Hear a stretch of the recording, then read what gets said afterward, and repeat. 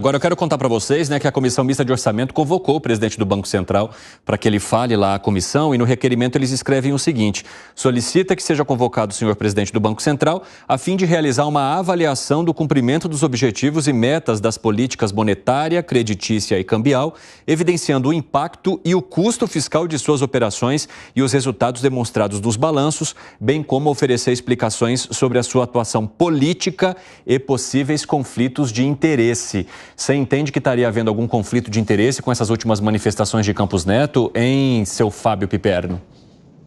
Ô, Evandro, desde que o programa começou, aliás, acho que desde que o Assis Chateaubriand trouxe a TV para o país, a gente diverge sobre a questão técnica envolvendo o presidente do Banco Central. Já expus aqui dezenas de vezes o que eu acho. Então, no campo técnico, a gente pode discutir ad eternum e certamente nós não vamos chegar a uma conclusão definitiva, até porque nós pensamos diferente sobre economia. Só que, na questão política, e o Zé Maria lembrava de pessoas que exerceram esse cargo e também no STF de comportamento muito mais discreto, recluso. Mas veja, no campo político, o presidente do Banco Central, indiscutivelmente, ele abriu um flanco para as críticas do presidente da República, que é um político muito mais experiente que ele.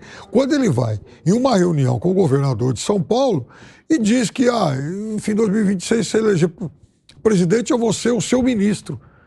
Então, veja, é um momento em que há muitas críticas por parte de integrantes do governo à atuação do Banco Central, à possível manutenção da taxa de juros em 2 dígitos. Tudo isso a gente já debateu aqui. Ora, nesse ambiente, o presidente do Banco Central vai lá em uma reunião privada e tal e manifesta essa opinião política. Essa opinião política dele foi feita de uma forma muito inoportuna.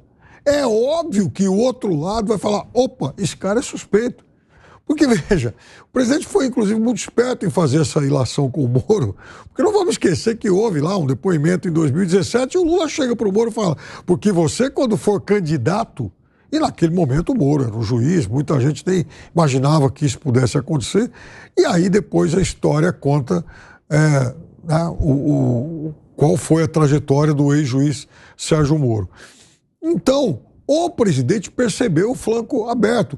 É óbvio que ele sabe que esse tipo de crítica não vai mudar nada a política econômica praticada pelo Banco Central, mas ele sabe também que isso abre a ele a possibilidade de continuar essas críticas, porque se as críticas dele, do ponto de vista técnico, eram contestadas, do ponto de vista da questão política, ele pegou, sim, um flanco aberto pelo adversário. Agora, 4h26, o pessoal da rádio vai para um rápido intervalo. Daqui a pouco eu espero vocês, hein? Para mais informações, jovempan.com.br. Nas outras plataformas continuamos. Quero trazer uma outra parte aqui do documento, Alan Gani, para que você... Oi? Tá bom. Daqui a pouco a gente vai conversar com o Segre. Tiraram rapidinho ali o Segre para uns ajustes técnicos e já eu converso com ele. É assim, o pessoal conversa comigo no ponto, eu converso com o pessoal que está no Twitter, e aí parece que vocês estão ouvindo também o que eles estão falando comigo, e assim a gente segue ao vivo aqui no nosso 3 em 1. Jornal ao Vivo é isso. Vou trazer aqui uma manifestação que foi feita nesse documento, Alan Gani, para sua análise. Uma questão relevante é que o Banco Central está utilizando a política monetária para reduzir os níveis de emprego e renda da sociedade brasileira. Isso porque, segundo o próprio Banco Central, em seu relatório trimestral de inflação, a taxa de juro real neutra da economia é de 4,5%. Ou seja, qualquer Selic acima de 8,46% ao ano possui efeitos contracionistas na economia brasileira, elevando o desemprego e reduzindo a renda da população brasileira, segundo o próprio Banco Central. Esse é um dos motivos pelos quais também ele seria ouvido.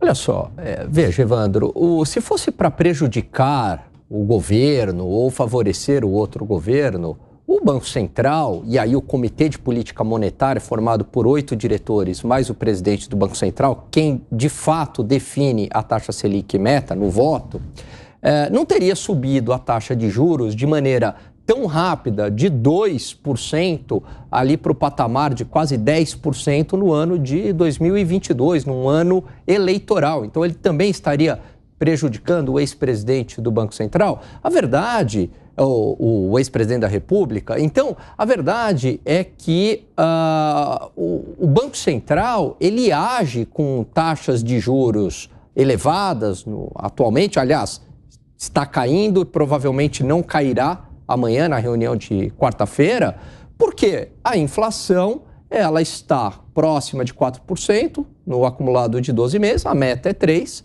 As expectativas inflacionárias deram uma piorada e deram uma piorada por conta da parte fiscal. Então ele está agindo tecnicamente. É claro que juros mais elevados têm um efeito, sim, sobre a atividade econômica, né? Reduz a atividade econômica. Agora, é um mal necessário para combater a inflação. A gente sabe que quando há uma perda das expectativas inflacionárias, isso é muito difícil consertar. Ocorreu isso no Brasil no passado, com o governo Dilma, a gente flertou ali com a inflação, veio uma crise brutal.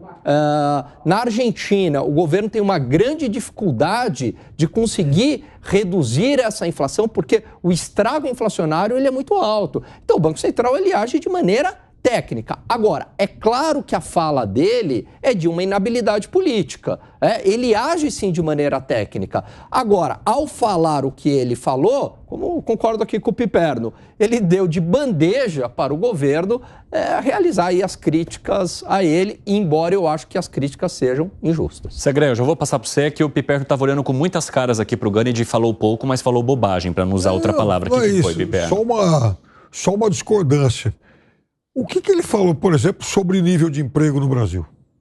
Roberto Campos Neto. Ele disse que tinha pouca ociosidade no mercado de trabalho e, por conta disso, teria impactos inflacionários. Isso, ele usou a expressão quase emprego pleno. Isso é um absurdo. Quer dizer, usar isso também como um argumento para fixar a taxa de juros nesse mesmo patamar. Quer dizer, por que isso? Quer dizer, será que 7,5, 7 ponto alguma coisa é um quadro de pleno emprego? Então, veja, não estou dizendo que ele seja mal, perverso, aqui não é uma visão maniqueísta. O que eu discuto muito é a forma de pensar dos economistas brasileiros. Quer dizer, isso está diferente do resto do mundo. Em lugar do mundo, acho que nem outro lugar do mundo, uma taxa de desemprego acima de 7% seria um motivo de preocupação para se justificar uma política mais contracionista. Ô Gustavo Segré, o que você acha da crítica do presidente da República ao presidente do Banco Central e também os motivos dessa convocação dele para a Comissão Mista de Orçamento? A convocação me parece válida, tá certo, tem que dar explicações, faz parte do seu processo e do seu trabalho, tá perfeitamente entendível e é bom para clarificar um pouco tecnicamente as suas ações. A crítica do presidente me parece injusta, não me parece que Campos Neto seja pouco sério e muito menos irresponsável, ao contrário. O reconhecimento do Campos Neto como presidente do Banco Central do Brasil são muito elogiosos no exterior. Não vejo por que aqui deveria ser diferente. Mas eu entendo a postura do presidente. Ele quer, como no governo Dilma, manejar, conduzir o Banco Central na canetada.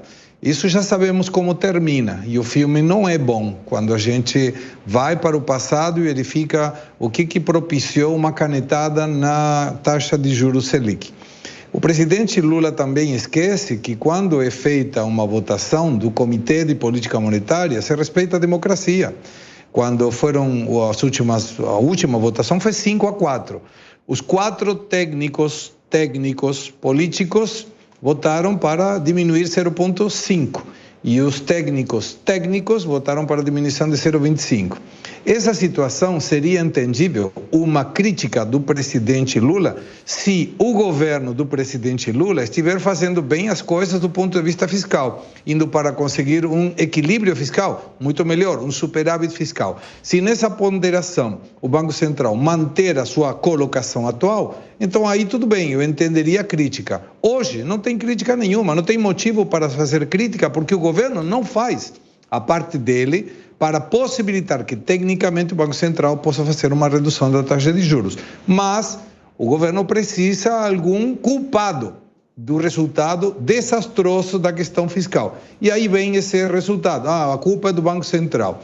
Eu fico preocupado, e tenho certeza que o mercado financeiro também, quando o Campos Neto não esteja mais no Banco Central, o Banco Central passa então a ser uma dependência, um apêndice do governo, e isso pode prejudicar muito mais o governo. Mas o presidente Lula não está enxergando isso. Quem sou eu para alertar o presidente? Ele vai se tocar sozinho do absurdo que é criticar o Banco Central autônomo por uma lei do Congresso Nacional. Não é uma teimosia de alguém, é uma lei. E as leis são para ser respeitadas. Inclusive, esse debate acontece justamente no momento da proximidade de mais uma decisão do Copom, né? Sai nesta quarta-feira aí a definição sobre a taxa básica de juros. Há uma indicação de que ela deva se manter no patamar atual. Fala, Gami. Exatamente. A curva de juros já mostra isso daí. Eu vou além do que o Segré disse, eu concordo aí com o diagnóstico do Segré. O Segré disse que a gente precisa achar um culpado para a parte fiscal. É verdade, mas eu vou além. Eu diria que o governo está tentando achar um bode expiatório porque ele não consegue capitalizar alguma melhora da economia. Esse é o ponto, porque não tem uma melhora significativa da economia. Então, tudo bem, a taxa de desemprego está em 7,5%, inflação próxima de 4%, crescimento do ano passado foi na ordem de quase 3%, 2,90%. Agora, não há uma melhora significativa da população, diferentemente do que ocorreu lá no seu primeiro e segundo mandato, onde ocorria a melhora da economia e o presidente capitalizava politicamente. Dessa vez não acontece isso, não é uma melhora substancial da economia que seja capaz dele capitalizar politicamente. Então, acha-se uma explicação, um bode expiatório, e aí o Banco Central, olha, na verdade a economia não está indo tão bem assim porque é culpa do Banco Central e não é a minha culpa. Essa é a narrativa dele.